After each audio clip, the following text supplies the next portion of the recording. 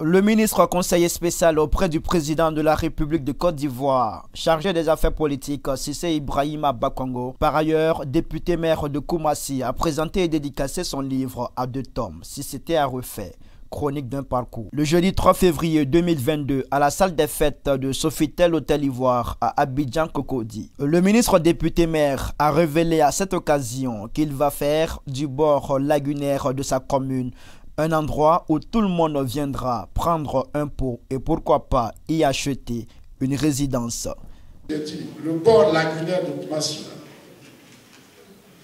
même pas comme le bord lagunaire de Cocody ou ailleurs.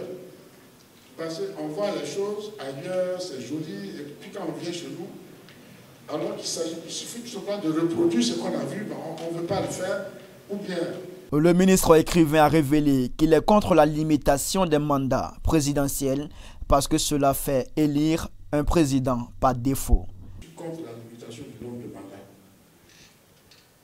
Donc, chers amis, quelles sont les valeurs que ce livre enseigne? Donc, c'est l'engagement, être prêt à souffrir pour ce à quoi on croit.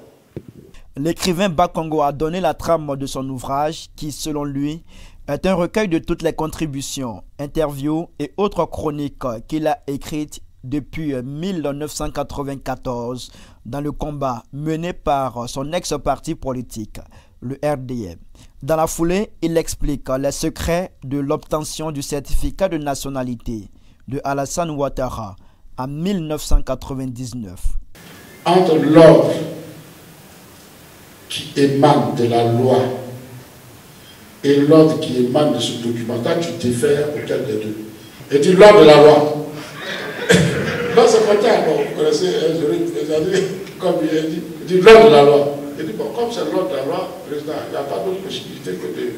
Sorti le 3 janvier 2022 en 3000 exemplaires, le livre Si c'était à refaire, chronique d'un parcours, se vend comme de petits pains.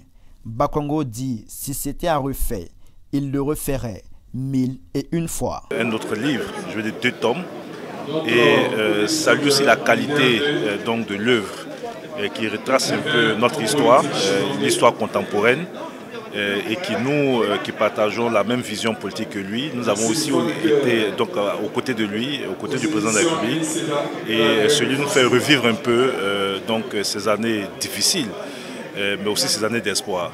C'est un homme politique qui a connu ces 3 décennies qui ont été marquées par de nombreuses péripéties, des luttes importantes pour l'avènement d'un espace de liberté, de convivialité.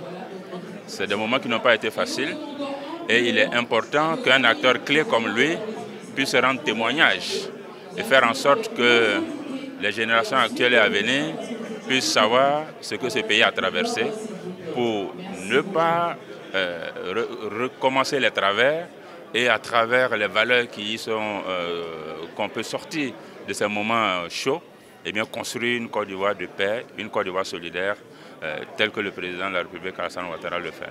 Ça va faciliter, pour ceux en tout cas qui ne sont pas adeptes de la lecture, ben c'est un livre qui se digère facilement, qui se lit facilement, et j'invite chacun à aller lire ce livre, à se procurer ce livre pour véritablement connaître l'histoire de notre pays, l'histoire de cette histoire, parce qu'il fut un temps, on se pose beaucoup de questions et là nous avons de belles vérités qui s'offrent à nous, donc il faut avoir ce livre-là.